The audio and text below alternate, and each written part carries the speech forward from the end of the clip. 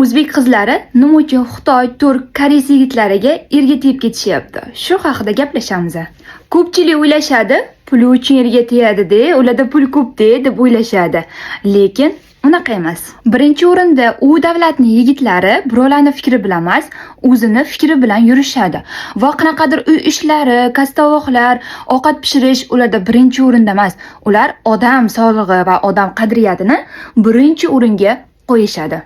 O'sha xonadonda xotiniga nisbatan har xil nohaqliklar bo'ladigan bo'lsa, 100% eri xotining tarafini oladi. Vaholanki, Xitoy koreyslar musulmon emas, lekin biz musulmon bo'la turib, ayrim erkaklar Alloh oldida bergan va'dasini esidan chiqarib qo'yishyapti hozirgi kunda.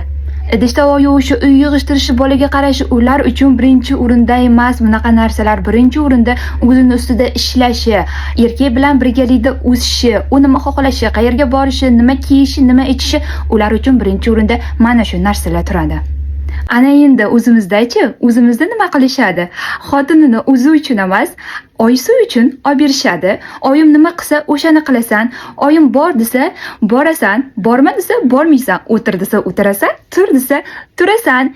Deyishadi o'zimiz erkaklar. To'g'rimi, noto'g'rimi? Agarda kasal bo'lib qolsangiz, kasal xotinga, tug'masangiz, tug'mas xotinga chiqasiz. Lekin xudo ko'rsatmasin, bizning erimiz kasal bo'lib qolsa yoki nogiron bo'lib qolsa, hech qanaqa xiyonat qilmagan holatda umrimizning oxirigacha nogiron qarashga ham rozi bo'lamiz. Agarda o'sha xonadonda xotiniga nisbatan qaynosinglisi, qaynonasidan har xil nohaqliklar bo'ladigan bo'lsa, xudo ko'rsatmasin, agarda eri xotin tarafini olib qo'ysa, xotin qo'liga chiqarib qo'yishadi. Nima deb o'ylaysiz? Bu narsalarga kim sababchi? O'z fikriga ega emas yigitmi yoki hamma narsaga burnini tiqadigan qaynona?